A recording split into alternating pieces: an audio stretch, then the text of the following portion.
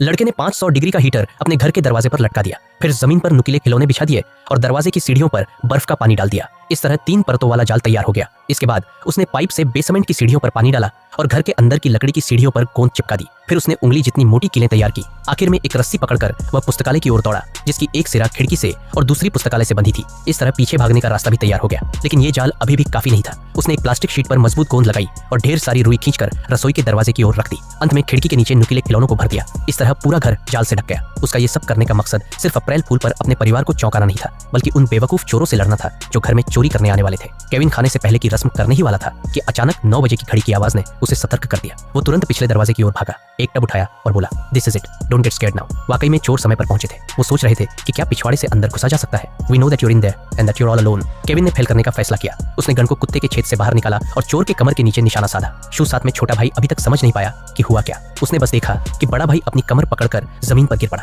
और बार बार पूछता रहा, what happened, get that little. लेकिन किसी ने नहीं सोचा था कि छोटा भाई अपना सिर कुत्ते के छेद में डाल देगा और उसे मिलने वाला था तगड़ा झटका। केविन ने पहले ही राउंड में जीत हासिल की। वो खुशी से उछल रहा था जैसे कोई 8 साल का बच्चा हो। बाहर खड़े चोरों को अब समझ में आया कि ये छोटा लड़का आसान नहीं है। उन्होंने सोचा कि अब 2 रास्तों से अंदर घुसा जाए। बड़ा भाई मुख्य दरवाजे पर पहुंचा और बिना देखे ही ऊपर की ओर चढ़ने लगा, पर गिरकर मुंह के बल जमीन पर जा गिरा। वो ऐसा लग रहा था जैसे कोई उल्टा कछुआ हो। वो फिर उठा और पास की रेलिंग पकड़कर ऊपर चढ़ने की कोशिश की, लेकिन फिर से धड़ाम से गिर गया। वो किसी तरह होश में आया और जैसे तैसे ऊपर चढ़ा। फिर दरवाजे की कुंडी घुमाई, लेकिन वो गर्म होकर उसका हाथ जला गई। अब उसकी उंगलियां झुनझुनी हो गई थी। ये सब केविन चुपचाप देख रहा था और फिर से खुशी से उछलने लगा। बड़ा चोर समझ गया कि मुख्य दरवाजे से अंदर नहीं जा सकते, तो गुस्से में आकर फिर से पिछले दरवाजे की ओर गया। उसने दरवाजा धीरे से खोला और जैसे ही अंदर घुसा, सिर पर जलता हुआ तार गिरा। अब उसके बाल उड़ गए और वो मिडिल ईस्ट वाला हेयर स्टाइल लेकर रह गया। लेकिन कहानी अभी खत्म नहीं हुई। अब बड़ा चोर गुस्से में दहाड़ता हुआ अंदर घुसा और केविन को मारने की धमकी दी। Where are you little creep. वो रसोई की ओर बढ़ा और केविन को वहां गिड़गिड़ाते सुना, too late kid, we are already in the house, we are gonna get you, okay come and get me. गुस्से में बड़ा चोर रसोई का दरवाजा खोलता है। आप मर गए।